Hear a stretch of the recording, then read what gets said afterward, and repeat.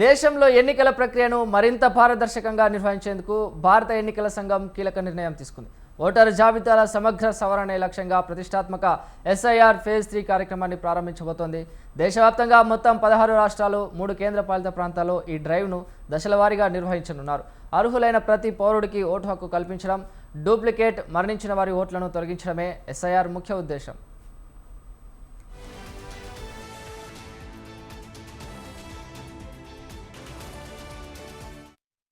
అలాగే ఫేజ్ 3 డ్రైవ్లో తెలంగాణ, పంజాబ్ రాష్ట్రాలకు సంబంధించిన స్పెషల్ షెడ్యూల్ను ఈసీ అధికారికంగా రిలీజ్ చేసింది. తెలంగాణలో జూన్ 15 నుంచి జూన్ 24 వరకు ఓటరు జాబితా సవరణకు సంబంధించి ప్రాథమిక సన్నాహకాలు, అధికారులకు శిక్షణ, అవసరమైన ఫారాల ప్రింటింగ్ ప్రక్రియ జరుగుతుంది.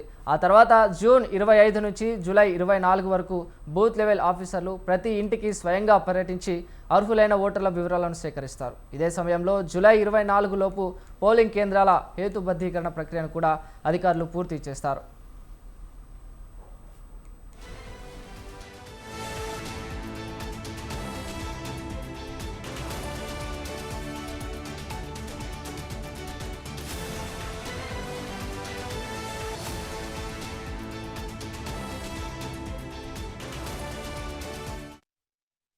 ఎస్ఐఆర్ డ్రైవ్ ముగిసిన తర్వాత సేకరించిన వివరాల ఆధారంగా జూలై 31న డ్రాఫ్ట్ ఓటర్ జాబితాను పబ్లిష్ చేస్తారు. ఈ డ్రాఫ్ట్ లిస్టుపై ఓటర్లు తమ అభ్యంతరాలు, క్లెయిమ్స్ దాఖలు చేసుకోవడానికి జూలై 31 నుంచి ఆగస్టు 30 వరకు అంటే నెల రోజుల పాటు సమయం ఇస్తారు.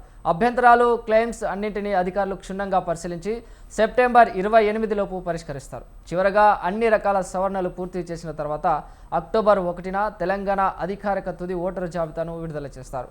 ఎస్ఐఆర్ ప్రక్రియను 100% పారదర్శకంగా నిర్వహించడానికి ఎలక్షన్ కమిషన్ అన్ని ఏర్పాట్లు చేస్తుంది.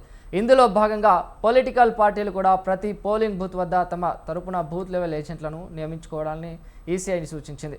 అర్హత కలిగి ఉండి ఇప్పటి వరకు ఓటు హక్కు లేని ప్రతి పౌరుడు ఓటరుగా నమోదయ్యేలా చూసేందుకు ప్రజలందరూ ఈ డ్రైవ్లో భాగస్వాములు కావాలని అధికారులు కోరుతున్నారు.